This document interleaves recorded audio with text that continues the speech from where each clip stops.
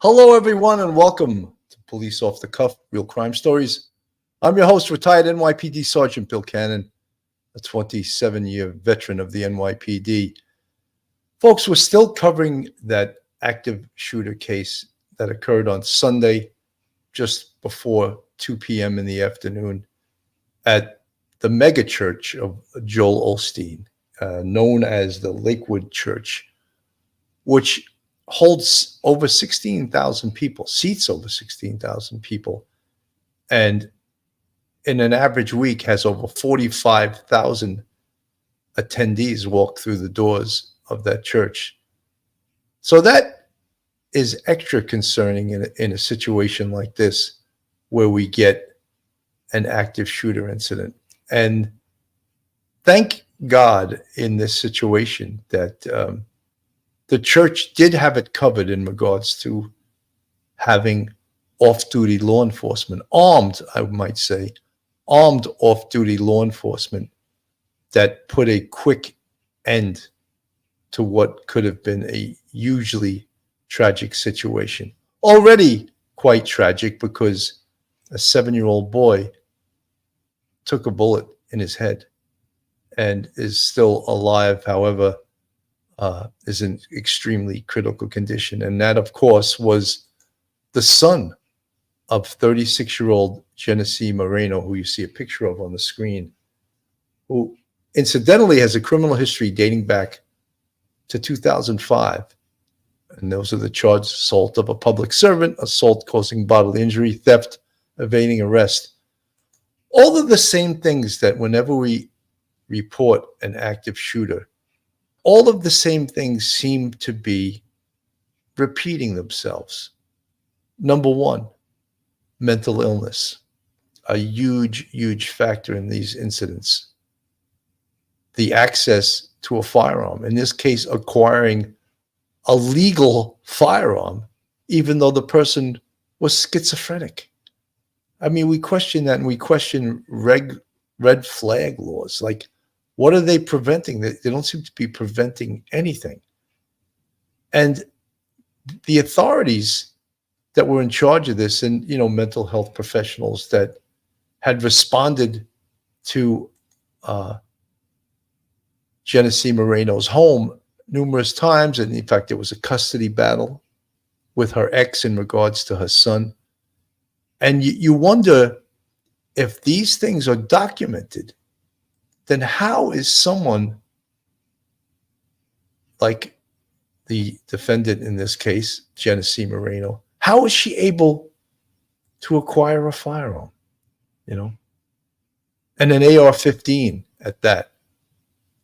And numerous responses by law enforcement to her home.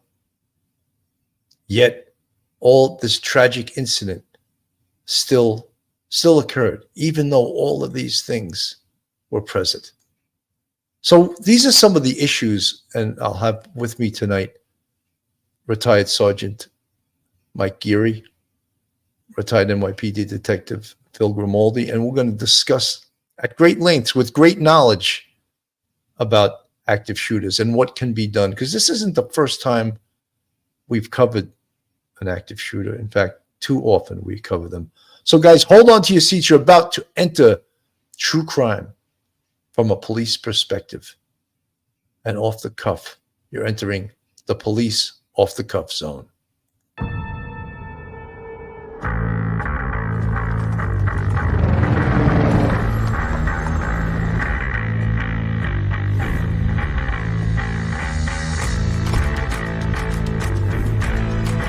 There has to be some common sense. Yes, sir. They have the car stopped at 10th and Grant. Michael Ryder. We still don't know who pulled the trigger.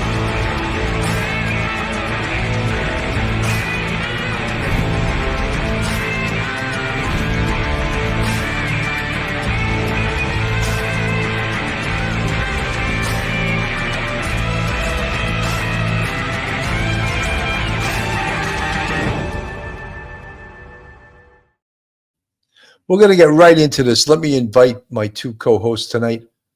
From straight out of Brooklyn, retired NYPD Detective Phil Grimaldi. Phil, welcome to the show tonight. Thanks, Billy. Thank you for having me. And I know you guys in the East, in New York and Brooklyn and Westchester, you got about 6 to 8 inches of snow, and I appreciate that you still made it on. I know, Phil, you were out shoveling your walk, and I appreciate that. Also, coming to the show tonight, straight out of Westchester, professor at Albertus Magnus College in Connecticut, retired NYPD sergeant, attorney. Welcome to the show, Mike Geary. Hey, Bill. Good evening. Thank you for having me on. Good evening, Phil. Good to see you. Mike, how are you? Great to have you guys. So we all know what happened on Sunday, and it's all too familiar to us. And we call this an active shooter. And thank God this shooter was not allowed to be more active than she could have been, because she was taken out by 2 off-duty police officers. One, a Houston police officer, HPD, Houston Police Department. The other one, TABC, Texas Alcohol and Beverage Commission. You know, they're doing what cops do all over this country, work a part-time job because they don't get paid enough money. So they're working a part-time job, security. And that's what saved so many lives in this church. But yet, one of the things we have to realize, Phil, is these 2 officers have to live with the fact, and it hasn't been put out there yet, but potentially one of them could have shot this 7-year-old. And we don't know for sure because they haven't announced that. But just imagine having to live with that, even though you knew that you did the right thing. Phil. Yeah, Bill, I guess that's what we would call in law enforcement as a collateral injury, a collateral damage, so to speak. Very, very unfortunate. I just hope and pray that that little boy does make a full recovery. However, they did say he was shot in the head and was very critical. Obviously, everybody should just keep a good thought and have a prayer for that little boy. I believe his name was Sam, thrust into this horrific incident by his own mother that was obviously not mentally stable, schizophrenia diagnosed a long time ago, many instances, brushes with law enforcement, and just very, very unfortunate that she was able to procure the firearm. And after being arrested for possession of a weapon, I believe it was 2016. But with all of these things said, like you said early on, Billy, we've seen all the red flags before. We saw them here. By the grace of God, this incident wasn't way more tragic. I think that the fact that they had those off-duty police officers there that did have firearms, even though they were outgunned, she had an AR-style firearm, a rifle. It's believed that they got into the gun battle with her with handguns, but they were able to neutralize her and limit the amount of injuries. I believe there was a 57-year-old man that was shot, but was already released from the hospital. So with all of that said, we have to tip our hats to those officers. And, like you said, Billy, it would be tragic if one of their bullets was the one that struck that little 7-year-old boy. Mike, we've been here before, and before the show, we even mentioned the shooting Robert Card, Right. who they had all kinds of red flags on. And we talk about red flag laws and what they're supposed to do. They're supposed to prevent people with mental illnesses from procuring firearms and potentially do bad things like was done here. Why aren't these laws working, Mike? Bill, you can have all the laws on the books. You could have the best of intents, state law. But in the end, it really comes down to who is actually handling these calls in these cases. Who's keeping track? Is there any sort of law enforcement, connection with the state firearms authority in, like, say, Maine, where you had Mr. Card, or in Texas here with Genesee? That's where the enforcement comes in. There's a lot of people like this. They get the firearm, even though there's many laws and layers of bureaucracy that say you can't do it. They get it, and they can cause a lot of damage. It just comes down to, what's the actual enforcement mechanism? Does it work? And it just seems like the actual enforcement mechanism actually doesn't work in too many instances, like we see here. But by the grace of God, no one else was killed, and hopefully that young boy makes it through.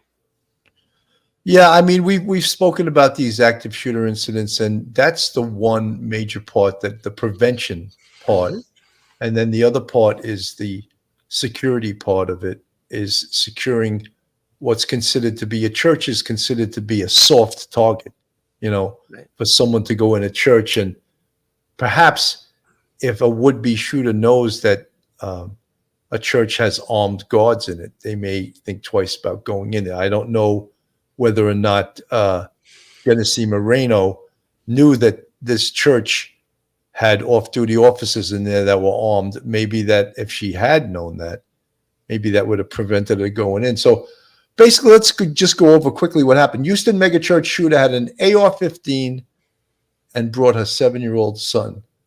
So this is from the New York Times. Officials said a 36-year-old woman who opened fire at Lakewood Church, which is led by televangelist Joel Osteen, had a documented history of arrest and mental illness. She was killed by off-duty officers. And this was at right before 2 p.m. on Super Bowl Sunday, as most people are gathering with their family, friends, and preparing to perhaps watch the Super Bowl at 6 o'clock. This is what happened in this mega church. The woman pointed an AR-15 at an unarmed security guard, officials said, and then made her way inside the church, which is led by televangelist Joel Osteen. Almost immediately, she opened fire in a hallway with the AR-15. What may have been a mass shooting inside one of the nation's largest mega churches had been narrowly averted by a pair of off-duty officers working security at the church, a commonplace feature of worship at large congregations across the United States. The officers, a Houston police officer and an agent from the State Alcohol Beverage Commission, confronted the woman, exchanged fire with her, and killed her. Her son was also struck in the head by gunfire. He remained in critical condition on Monday. A man in the church was also wounded. So what could have been that much worse? And when a 7-year-old kid is shot in the head, you wonder what could be that much worse. But the fact that the shooter had an AR-15, which is a semi-automatic rifle, and I don't know how big the clip was that she had. She could have killed multiple people in a confined area of a church. And that's why we at law enforcement and government officials are saying that this could have been so much worse. And by the way, a 57-year-old man was also shot, but who's listed at this point in stable condition. So again, how they set this up and how they did have armed off-duty officers in here in this church, no doubt avoided a huge tragedy. Mike. Yeah, Bill, but for them, this would have turned out to be another mass shooting like with Robert Card just in Maine just a few months ago. And so therefore Osteen and his organization, responded to possible threats, and maybe rumors, that sort of thing. They understand you can't have that many people together.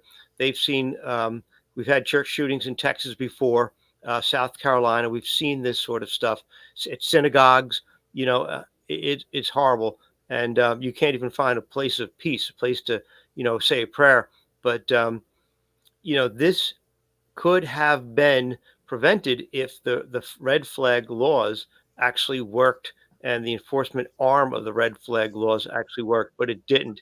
And so therefore, you have congregations that have their own armed security. And it's unfortunate, but it is an absolute vital necessity in today's world. And that's a sad thing. You have to harden the target so that therefore you deter these sort of occurrences from happening. And they did a great Absolutely. job. TD Lewis from the chat. I'm going to read what she has to say. I believe it's a she. I'm not sure. If it's a male, let me know. Our great Chief Finner, HPD, did say it was possible the child could have been struck by one of the law enforcement officers and said they'll announce it after reviews of the ballistics. He also said it would be on the mom's son. Yeah, absolutely. Yeah. We can't blame this on the officers who were trying to defend the lives of the people in the church. We blame it on the shooter that brought a 7-year-old boy in there and was about to kill people. That's whose fault this is. Mm-hmm. That's who, on the screen right there, 36-year-old Genesee Moreno. It is her fault, not the officers who returned fire at great risk to themselves and everyone else in that church, and no doubt saved numerous lives. Phil. Yeah, I agree 100%. This falls on her. And, I want to piggyback a little bit about what Mike said about hardening a target. When I was in the intelligence division, we did some site surveys on different location. And what a site survey is you have a soft target like you talked about earlier, Billy. A church is considered a soft target. So many people are going to be gathering. It's a large location. And this particular church is a former sports arena. So it's a mega church. So there's lots of exits and entrances. But I believe they put in place a plan with the police officers that were off duty, security guards to interact or interdict people that coming in. And the exits are usually you can't get in from the outside. They probably have only one or two ways in, but you can exit if God forbid an emergency. You can push those doors and get out. So different things are analyzed when you do a site survey, and you try to take precautions and steps. Like with schools, they'll have the buzzer to get into the school. It's a hardened door. So different things of that nature, but specifically the fact that they had two armed police officers, this could have been super tragic. You talk about an AR style weapon, that AR-15 round can go through numerous bodies. It could hit one person, kill them, and then travel and hit another person and kill them, or even a third person. So the high velocity, high powered round, very, very extremely dangerous. I think those officers were able to hold the line, prevented that tragic situation from getting extremely worse. In an area, if you were up high and there's all those people, it would have been just like picking them off if she knew how to use that rifle. So we do have to tip our hats to those law enforcement officers. And if by chance this does turn out that the little boy was shot by one of them, again, totally on her. Absolutely. This is an arrest, the most recent arrest report from June. And it identifies the shooter as a female with all these different aliases. She was born in El Salvador. You see the name Jeffrey Escalante, Jeffrey Genesee Escalante, Jeffrey Moreno Escalante. And then you see somewhere along the Genesee Ivan Moreno. So we're just reporting what we've been told by the media, what's been put out there by the police, and some documentation. Many people are saying, even in the chat, "Oh, this is a man." We're reporting what the police are identifying the shooter as. We're not going to go against what they say. And I know a lot of people are. This becomes politically sort of a buzzword, a hot topic. Just as you don't hear. I don't think it's been reported, period, about the immigration status of the shooter. Was she here legally? Is she here illegally? We're not hearing a lot about that. Also, on the rifle, apparently, Palestine was written on the rifle. And apparently, in the search warrant of her house, which was in Conroe, in Montgomery County, which is about 50 miles from this church, they had found some anti-Semitic writings. And apparently her in-laws were Jewish. And perhaps it was directed toward them more so than this Christian church. So it's sort of baffling as to why Joel Osteen's church was chosen as a target for this would-be active shooter. Mike. Yeah, it's a strange target when you think of it, because Joel Osteen has people of many faiths. You have Baptists, Lutherans, Catholics, you name it. It's got everybody there. And so it's not like I would expect if there was some sort of anti-Semitic ramblings and Palestine on the rifle butt, and if she was having problems with her in-laws who are Jewish, you would think she would look for, a temple, to attack and maybe kill, symbolically kill people that she doesn't like. But in this case, she actually went to a church where you probably would if there's say there's 10,000 people there on a Sunday service, there might be 2 or 3 Jewish people, and everybody else is some denomination of Christianity. And I think there is actually one story I read today where she actually donated money to the church and actually got a thank you letter, like a form letter from Joel Osteen's organization saying thank you. So it's really she's seems to be all over the place. It doesn't really seem to make a lot of sense going there with a load of ammunition and an AR-15, as maybe because she has many mental health issues that she can't even keep it straight in her mind what she's doing. But it is a very odd target considering who's going to be there and at and the time she picked also because it was kind of like starting the Spanish language service that was Yes. going to be Right. completely in Spanish. So being from El Salvador, why would she go to a service where there may be people from her own native country there also? It's a very strange target and time to pick to do that sort of shooting. Very strange. Absolutely. I want to just mention, 'cause since we've been using the terminology active shooter, I just want to give everyone, it is an actual definition put out by our government. The agreed upon definition of active shooter by U.S. government agencies, including the White House, U.S. Department of Justice, FBI, U.S. Department of Education, U.S. Department of Homeland Security, and Federal Emergency Management Agency, is an individual actively engaged in killing or attempting to kill people in a confined and populated area. In most cases, active shooters use firearms, and there's no pattern or method to their selection of victims. Active shooter situations are unpredictable and evolve quickly. Because active shooting situations are often over within 10 to 15 minutes before law enforcement arrives on the scene, individuals must be prepared both mentally and physically to deal with an active shooter. In most cases, active shooters use firearms, and there's no pattern or method to their selection of victims. Individuals have been known to act without firearms. Such was the case in April 2014 at Franklin Regional High School, where 21 students were stabbed. It's for this reason that ALICE is the acronym, active killer, violent intruder, and active assailant.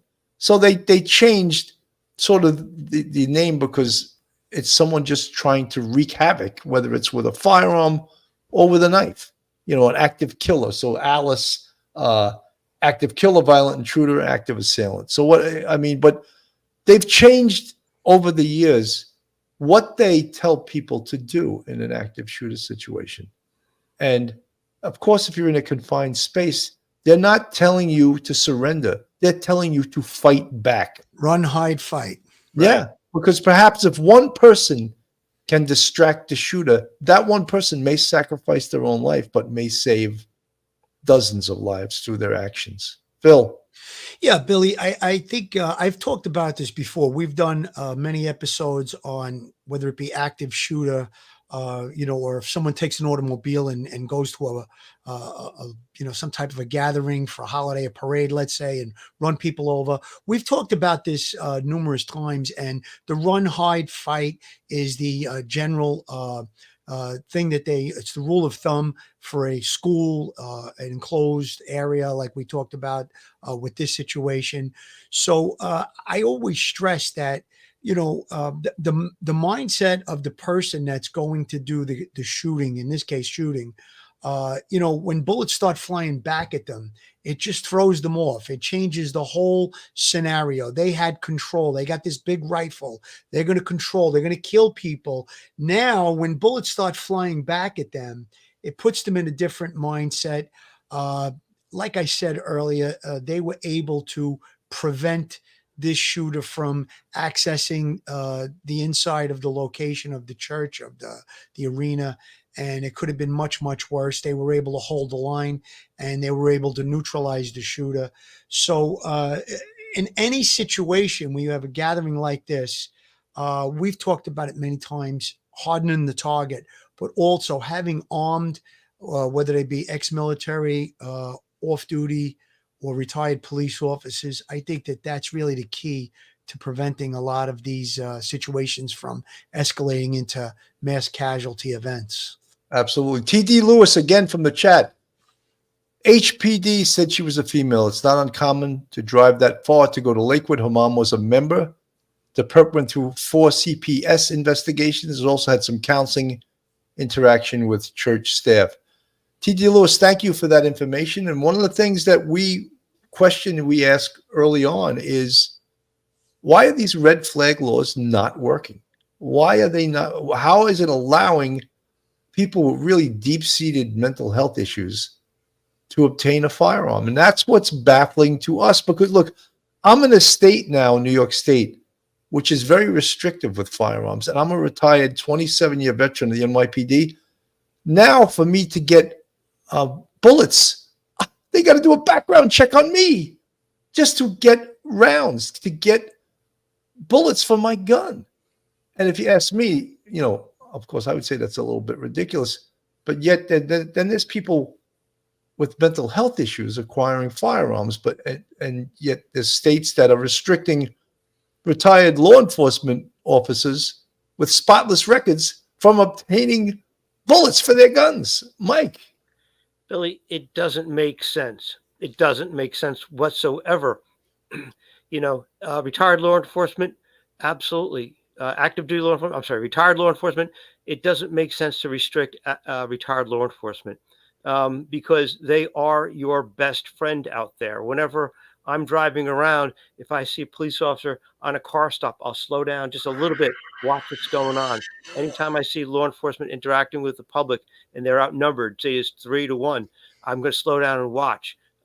They are the public's best friend, and yet the legislation is not there to, make that a reality. They treat retired law enforcement as if you are suspicious. That you're a stranger to the law, and you actually have to prove your fitness. It makes no sense, and unfortunately, it does hurt the public because there are many retired police officers who would actually want to help more, but they can't because of the restrictions on firearms. If you want to buy in New York, you're right. You want to buy a box of 138 caliber revolver bullets for your old gun or 9mm. You actually have to do the regular federal background check that they do in the store when you go to buy a firearm. It makes no sense. And it's sad. And also, you have different gun cultures across the country. Out west, they have a very different gun culture than in the Northeast. So to apply one standard would seem on one level to make sense, but on another level, it does conflict with states' ability to control what goes on in their own borders. But it doesn't seem to make a lot of sense sometimes. No, absolutely not. But, in this situation, we've seen one of the worst incidents we've seen of poor security at a school and poor response by law enforcement was, of course, Uvalde Right. in Texas. And we all remember that incident. And there were so many failures during that incident. And most of it had to do with leadership. And with the response to an active shooter, it seemed like they were not trained properly. They did not respond properly. And when the person who was in charge took over, he made all the wrong decisions. And one of the things we know about an active shooting incident, usually it's over in 5 to 10 minutes. So the chances of law enforcement getting there quick enough to confront the shooter, unless he's holed up in the location, he or she's holed up in the location, chances are that that's not going to happen.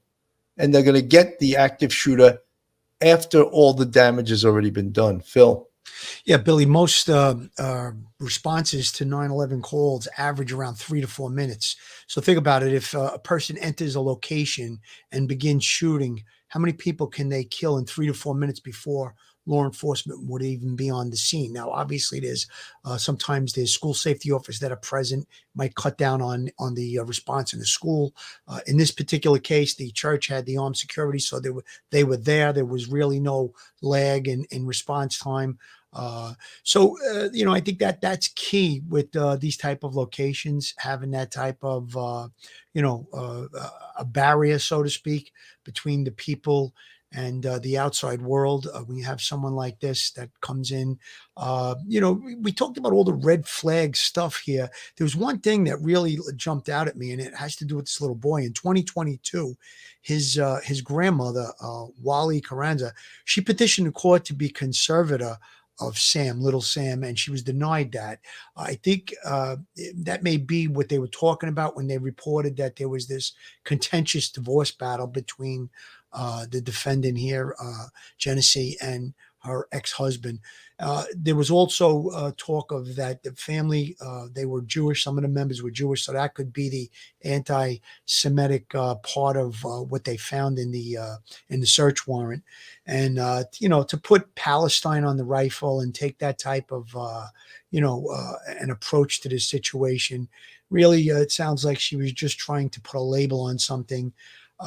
And then again, like Mike said earlier, this is a location where there wouldn't be a large, contingent of Jewish people. It was a Christian church. So, I guess we have to try and take apart all the things that happen in a case like this and maybe use some of the things that happened as tools to prevent it from happening going forward. But so many red flags in this case. Schmitty, thank you so much for the $5 super sticker. Didn't law enforcement find ingredients for an explosive in her car? Also, I'm wondering her connections to that. I'm sure law enforcement is on it. Scary. No, she said she had. The police searched the shooting suspect's home. They were looking for firearms, computers, cell phones, as well as materials used to make explosives or a hoax bomb, according to the search warrant. She said something to the police that she had explosives and she had some actually fake tripwire, but it never turned out that she had explosives, but she was trying to make them concerned that she did have that. So yeah, Billy, she supposedly there was an exchange between her and the officers, I guess, that confronted her, and she did make a statement that she had a bomb. I don't know if it was after she was shot or during the confrontation, which actually they say lasted about 12 minutes. So she made some remarks about that. And there was also a report that she had sprayed some substance, but they didn't think it was a dangerous substance. So like you said, Bill, she may have had some type of I guess a fake detonator or something like that, maybe to have the ruse that she had a bomb. But they did say that there was no explosives found or anything, and the substance that she sprayed was said to be non-dangerous. a neighbor by the name of Farah Signorelli, a neighbor of Miss Moreno, said that she and others in the neighborhood at times been fearful of Miss Moreno. She was very mean, very angry. And this woman teaches life skills at an elementary school.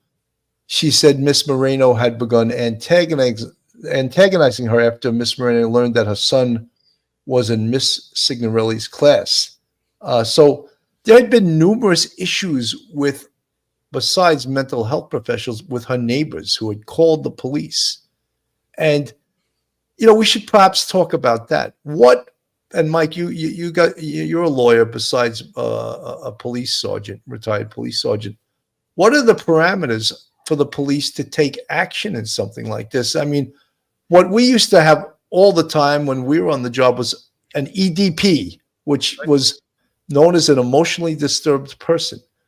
And the state mental health law allowed us to take that person into custody without fear of being sued if we determined that that person was a danger to themselves or others. And that's all that was up to the sergeant to take that person into custody, or the officers if the sergeant wasn't on the scene. So at what level did this reach or not reach that the police apparently never took her into custody?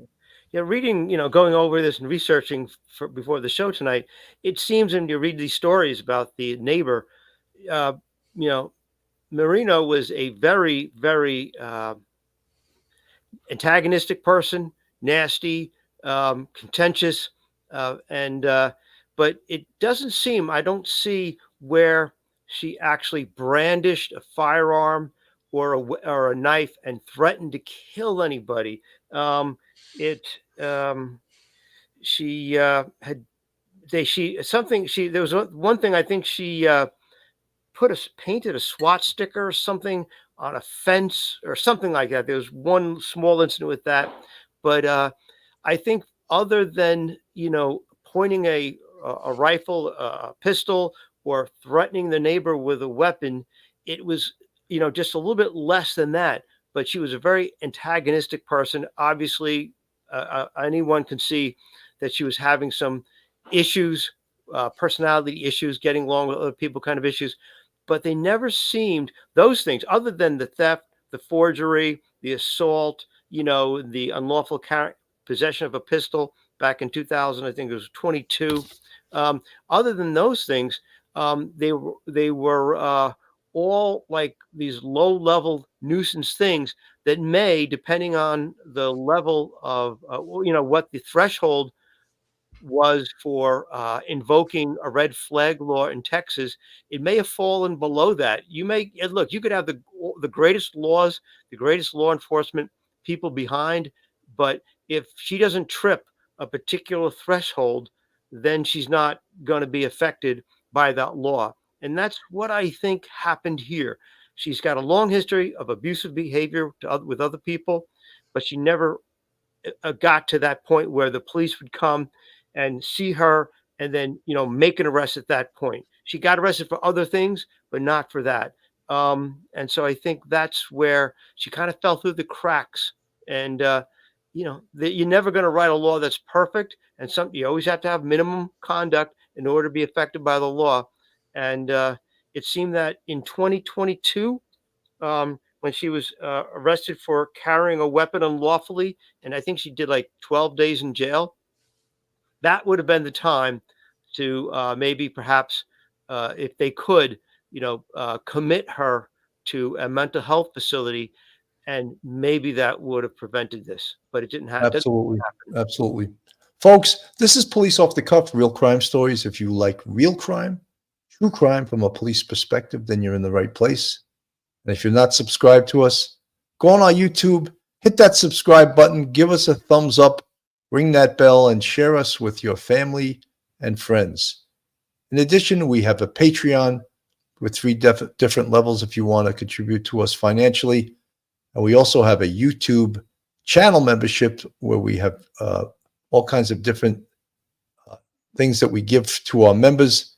And you can also join that. We have 5 different levels of that. Police Off the Cuff is growing. And if you like, as I said, real crime from a police perspective, from former NYPD, retired NYPD with all kinds of experience in homicide and all kinds of police jobs and the law too, because that's why we got Professor Mike and Phil Grimaldi here that will add this. I wanted to just go on the past of Genesee Ivan Moreno, the suspected Lakewood church shooter, includes a turbulent marriage, a contentious divorce, allegations of child and spousal abuse, a checkered criminal record, and well-documented history of mental health issues. And this is according to ABC News in a review of documents and records. And of course, we know what this led to. Moreno was previously married to a man named Enrique Carranza III. It ended in a contentious divorce and bitter custody battle. The divorce was finalized in 2022. Carranza, in court papers, described a turbulent relationship and separation from a severely abusive relationship on Moreno's part. In an affidavit he filed in 2020 related to divorce and custody proceedings, he described Moreno's mental health issues and violence towards him and their son in the later filing. Moreno herself pushed back, saying it was her husband who had physically assaulted her. So, again, all of the things that we need as law enforcement, as mental health professionals, to push back were there, but yet somehow it fell through the cracks. Phil. Yeah, well, I think that in the words of Wally Carranza, she said this lies at the feet of the Montgomery County and the Harris County Child Protective Services, because it appears Child Protective Services had been involved with this family and with the welfare of little Sam. However, like I said earlier, she tried to petition the court to be the let's see what it says here. The conservator for little Sam, which I think would mean to try and gain custody of him, and she was denied that. So a lot of times, the family court system, I know I'm familiar with in New York, they do tend to err on the side of the mother to keep the child with the mother, so long as the mother is not engaging in detrimental behavior, like severe drug use or is suicidal or things of that nature. They usually try to keep the child with the mother. But in this case, it was truly a tragic failure. I have to say that. And I agree with Miss Wally Carranza, the grandmother, where she says it lies on the feet of Child Protective Services in those counties. Absolutely. Jeff M. from the chat, we could go on for days about gun regulations and trying to pass laws, but the bottom line is it'll always be easy for anybody to get their hands on a firearm. They're literally everywhere. Jeff, I agree with you. The other day in New York City, not the other day, last week, they had a migrant, 15 years old, obtained a 45 caliber semi-automatic, and he shot someone after he was caught stealing from a store, and then he fired at the NYPD multiple times. So you're right. And, the joke of it is Times Square, where this shooting occurred, is a gun-free zone. Oh, how brilliant is that? Yeah, that really helped. Politicians, who cares about a gun-free zone if you're a criminal? The only people that care about a gun-free zone are people that are law-abiding, and those aren't the ones that can have a problem with. So it's lunacy. It's absolute lunacy. Professor Mike. Billy, yeah, the laws are there for us to make a statement, but the laws don't seem to actually, are effective in protecting people. And Phil pointed this out, and we've seen this many times. Sometimes law enforcement might take, in a quick response time, 3 minutes, but in other times, maybe in a more rural area, might take 10 minutes. We saw what happened with Columbine many years ago, and that changed completely the way that law enforcement responded to these sort of cases. And so therefore, in those few crucial minutes, it's up to the public, the people themselves, to be able to have the ability to protect them, either run, fight, or hide. But you got to do something fast. And law enforcement, unfortunately, many times cannot get there that fast. Look, we've all pushed a radio car around Brooklyn, Queens, Bronx, Manhattan, and during traffic, and you got lights and sirens going to a robbery in progress or something, or shots fired, and you've got people cutting you off, and you can't get out of a side street, and the minutes hang like hours. So the laws are there to make politicians and other people feel safe, but they're very ineffective. The only thing that protects you is you yourself and what's in between your ears. That's it. Absolutely. Phil? Joel Murray, attorney at law. Now, listen, guys, if you found yourself in some type of a legal conundrum where you need the help of a criminal defense attorney, right up there on the screen is Joel Murray, attorney at law. He is a terrific criminal defense attorney, and he's also a retired 15-year member of the NYPD. So he literally knows both sides of defense. If you want to get a hold of Joe, you see right there on the screen, his website is jmurray-law.com. His telephone number is 646-838-1702, or you could email Joe at jmurray-law.com. Joe Murray is a big supporter of Police Off the Cuff Real Crime Stories, and we think he is a terrific criminal defense attorney. Billy, I just want to make a quick comment. That last comment that you put up with regard to the guns. Yes, there are a lot of guns in the United States, and a lot of times illegal guns can be obtained by people on the street. But in this particular case, we know that she had a serious, a diagnosed medication for schizophrenia. She'd been arrested carrying an illegal firearm, and she was still able to procure that rifle. Something went wrong there. I think that with all the things that are in place in this day and age, someone with that type of history and recent arrests should not have gotten on their hands on a gun legally. This gun was legally purchased, and that just that makes it bad for people like you, me, and Mike, and anybody that's into shooting and the sportsmen that that go shooting on the weekends, and it makes it harder for them. All the things are put in place, like Mike was saying. The laws are there. We have these fail safes that are in place, and somehow or another it fell through the cracks. To me, that's unacceptable. If she bought the gun on the street, that'd be a different story. She purchased that gun legally with all of this history of mental illness and criminal activity, and she was still able to get a gun. Something went wrong there, and I really hope that that heads are going to roll, or some action is taken for whoever it is that allowed this to fall through the cracks. It seems like we've in the past years, a couple of years, and I was just talking to Mike Geary the other day, and I said, Mike, you've probably done way over 100 shows, and he's like, yeah, I think I have, and I feel you've been doing this for over 3 years. I think I can't even imagine how many shows you've done on here, and we've covered a great deal of active shootings, and it was very eerie to me. A couple of weeks ago, I was heading to Key West, and I passed the Parkland School. And right away, I was like, that's the school where the officer didn't go in. And he got arrested, actually, but he beat it after trial. But I didn't like his response. And I'll play Monday morning quarterback. I usually never Monday morning quarterback another officer, but I didn't really like his response, to tell you the truth. But he went to trial on it, and he beat it. He's a free man right now. The only thing he has to be tortured with the rest of his life is his own conscience. Could he have intervened in a much more aggressive way and saved lots of people's lives? The same thing is true with Uvalde. How did those officers live with themselves, based on their response? And I know a lot of them wanted to disregard the orders they were given by the chief on the scene. And something, I would have disobeyed those orders, because in our patrol guide for the NYPD, it says you must obey lawful orders given to you by a superior. I would argue those were not lawful orders. When kids were screaming for help and being shot at, and this guy's telling you not to go in there, to me, that's not a lawful order. And I'm not trying to be a tough guy. I'm not trying to be a Clint Eastwood, but I would have went in, and I think Phil, you would have went in. I think Mike, you would have went in. That's in our DNA on the NYPD.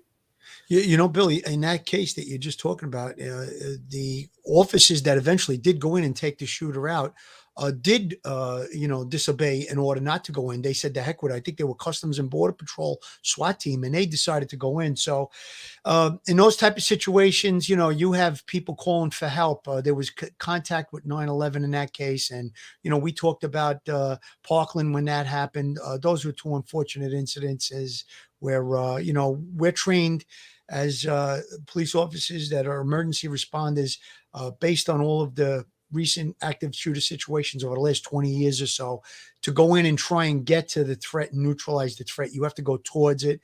It's it's a very scary thing, obviously, when someone has a high-powered rifle and they're firing off rounds, but that's what you signed up for, and that's what you're expected to do. And I don't know if I'd be able to live with myself knowing that these young kids are being slaughtered, and I was just pacing around outside of a school. So, but I guess that's a story for another day. Phil, when one of the greatest pictures taken from 9/11, and you couldn't get one unless you were a chief or over, and it had this big poster of NYPD officers running into the World Trade Center, and the caption said, "When others ran away from danger, we ran toward the danger." And it said, "We are the NYPD." And I was like, wow, that says it all, and just in that, I felt that picture was just amazing. And as I said, every chief that was on the job has a copy of it. I tried to get one. I was unsuccessful, but it was really touching. And, just to add a footnote to that, one time I was, and I don't frequently tell war stories, but I was working in anti-crime, and I witnessed a knife point robbery of a guy that yoked this woman down, took her $5,000 fur coat. And I ran out of the car and the police don't move. And the guy tossed the knife and the fur coat and started running. And I chased him and my partner chased him with the car. Anyway, we apprehended him after my partner took him down with the car, and a tactical takedown with a vehicle, which was beautiful. He was a 11-year street crime veteran. He took him down with the car. Guy went down. He was like, "All right, I give up. And I asked the perp, I said, because we were in plain clothes, I said, how did you know that we were the police? And he says, most people run away from robberies. He goes, you ran toward it. I was like, that's one of the greatest compliments I ever got. And I got it from a bad guy, you know? That's an ironic statement, isn't it? Yeah. But it made so much sense. But that's how he knew we were the police. He goes, no one runs toward a robbery unless you're the popo, you know? Absolutely. So, getting back to this, I'm sure that's early in the year. It's February 13th right now. We're going to cover many more of these, unfortunately. And unfortunately, active shooting incidents, they're here to stay unless there is a way to figure out how to stop them. And in the prevention side of it, we'd like to see more done on the prevention side. And a lot, of course, to some people that means, just eliminate guns. People in Europe will say that. We don't understand the U.S., right to keep and bear arms. Well, that's why you're Europe, and we're the United States. It's in our Constitution. But a lot of Europeans and other countries can't understand the right to keep and bear arms. It's a very American thing. But at the same time, there is a downside to that. Mike? Yeah, Billy, our freedoms are our greatest strength, but also they're risky. Having liberty means that the government is taking risks with the population to oversee. And remember, these are natural rights: the right to, your free expressions, the right to worship, the right to pursue happiness, and the right to be free from government interference. And part of that is the ability to defend yourself, and that is baked into our DNA. From wherever you are, from San Francisco down to Miami, from Bangor, Maine, down to LA. That's just it. That is a risk. And that, calls for a social compact between people and the government, and to allow for people to have a firearm who need it for their purposes and to protect themselves, and also for the government to say, okay, we will understand that and we'll respect that. However, there are times like convicted felons, people like that who've had some issues with the law that they can maybe not have a firearm. And in this case, there was no reason for this person to have a firearm. They were arrested already for having an illegal firearm. They did 12 days in jail. At that point, would there be any follow-up to see if that person actually had a firearm inside their home? Contact people, do a follow-up investigation. And unfortunately, there wasn't any. And so, the good people who, as Phil said, use it for sport or for hunting, for self-defense, who would never, ever, ever imagine hurting anyone. They're the ones who unfortunately end up getting hurt by all the laws that are designed to stop perpetrators, but perpetrators don't respect the law. And so the only people who respect the law are the law-abiding citizens, and they're the ones that don't have the ability to protect themselves, sadly. And you're left then as a target, as a moving target for any person who is so armed and so inclined, to cause mayhem. But it's a social compact, and it's part of the American psyche. I thought you were going to use that cliche. It's a slippery slope. Yeah, That's a legal term, right? Yeah, I thought you were going to pull that out of your back pocket. No. Just as consciousness of guilt you pull out when you need that one. No, I wouldn't surreptitiously try that. Mike, I really agree with that. And one of the things, without getting political, one of the things that may seem political is that the way this church defended itself, and the way it defended itself was having armed off-duty officers, which has been recommended by the National Association of the Chiefs of Police, have recommended that to schools, to houses of worship, to any places where people gather. they recommended having armed off-duty, either retired or active police officers as security guards. And in this incident, it worked beautifully. I mean, it could it have gone any better? Yes. The 7-year-old could have not have been shot. That's the only way it could have gone better. But eliminating the threat, they did that. They eliminated they used the term neutralized the threat. They did that immediately. And these officers, they deserve to be, to be revered. They deserve to be, honored. They did a fantastic job. And, there's having armed officers in a church or in a house of worship or schools is probably really sound policy for the prevention of an active shooter incident. Billy, there's something about this that's really, it's like a sticking in my craw. The fact that she was able to get that gun, recently, I only qualified once a year for my HR 218 qualification in the last, I don't know, number of years. But recently, a friend of mine got his full carry permit, asked me to help him, to train him, to teach him how to fire his firearm. And then I got back into shooting, and I've been doing it kind of regularly as a sport. I went to my cousin's farm recently and fired my rifle and stuff. And it's really a very fulfilling thing. It's a great sport.